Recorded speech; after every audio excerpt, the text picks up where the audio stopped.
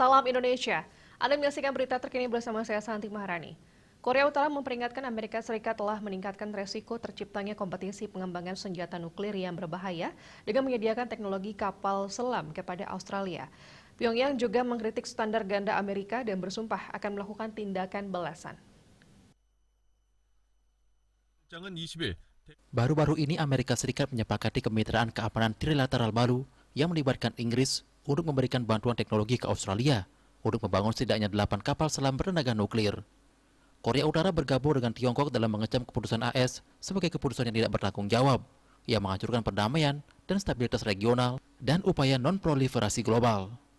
Kementerian Luar Negeri Korea Utara yang disiarkan oleh kantor berita resmi KCNA mengatakan, ini adalah tindakan yang sangat tidak diinginkan dan berbahaya yang akan mengganggu keseimbangan strategis di kawasan Asia Pasifik dan memicu rantai perlombaan senjata nuklir.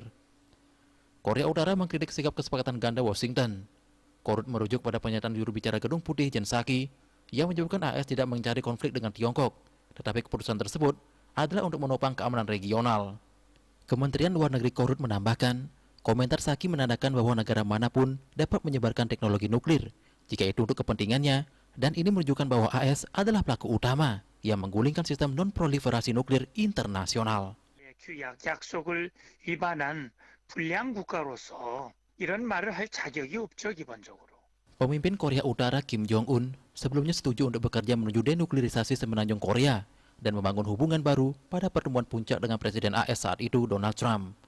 Akan tetapi negosiasi tersebut terhenti sejak tahun 2019. Pyongyang mengecam Washington karena mendukung pengembangan senjatanya sendiri dan sekutunya sambil mengecam program-program Korea Utara sebagai ancaman terhadap perdamaian dan keamanan regional. Untuk mencegah penyebaran COVID-19 hingga pesan ibu selalu terapkan 3M, memakai masker, mencuci tangan, dan juga menjaga jarak serta menghindari kerumunan. Dengan penerapan perilaku 3M, Indonesia segera terbebas virus corona menuju Indonesia maju. Update terus informasi Anda dengan subscribe dan like YouTube channel Bali TV @newsbalitv. Tetaplah bersama Bali TV. Salam Indonesia.